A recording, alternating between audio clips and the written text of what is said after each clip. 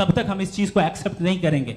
नहीं कहते, हम उसकी अथॉरिटी को तस्लीम करते हैं। क्यों? क्योंकि उसकी हम जानते हैं कि वो नॉलेजेबल है, वो विजडम वाला है, हमसे ज्यादा नॉलेज और हमसे ज्यादा विजडम है। बताएं सर। नहीं, डॉक्टर में और खुदा में बड़ा डिफरेंस है।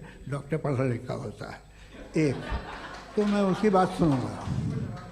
दो ये नहीं, कुछ जवाब तो ये भी नहीं है सर। प्लीज, अगर सब ऑडियंस से बोलने लगेंगे तो फिर मतलब नहीं सिविलाइज्ड बहस का। मतलब आप ये कहें कि चूंकि आप डॉक्टर पे बिलीव करते हैं इसलिए खुदा पे बिलीव कीजिए, क्या ये मिसाल आपको समझाने की आर्गुमेंट है, इस पे आपको एतराज नहीं है।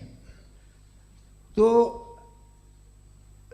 सिंपल बात ये है कि मैं अगर ये यकीन कर लूँ कि एक ओमनीपोटेंट उसकी मसलहत है, ये जो बच्चे मर रहे हैं ये मसलहत है उसकी, मुझे नहीं चाहिए इसकी मसलहत। उसकी मसलहत नहीं, यही तो समझना है, मतलब एक्सपीरियंस।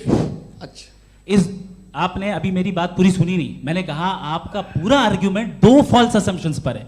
एक फॉल्स असम्पशन मैंने बता दिया, दूसरा फॉल्स असम्पशन ये है कि इस दुनिया में इविल के होने का कोई गुड रीजन नहीं है, जबकि हमारे पास बाज रीजंस मौजूद हैं, हमारे पास बाज वजूहात मौजूद हैं। अगर इस दुनिया में इविल ना हो तो आप गुड को डिफाइन कैसे करेंगे? अगर जुल्म ना हो आप इंसाफ को समझेंगे कैसे? अगर तारीकी ना हो तो आप लाइट को समझेंगे कैसे?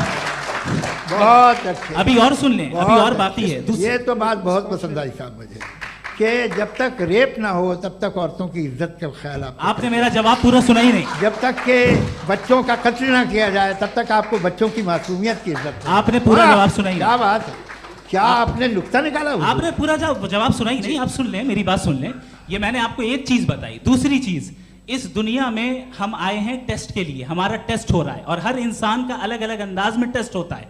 और इस दुनिया में अगर इविल मौजूद है तो वो इविल जरिया है हमारे अंदर ह्यूमन नोबल क्वालिटीज को डेवलप करने का और अलग अलग फील्ड में प्रोग्रेस करने का। और अगर हमारे अंदर और इस दुनिया में इविल नहीं होता तो बताइए टेस्ट का मतलब क्या होता?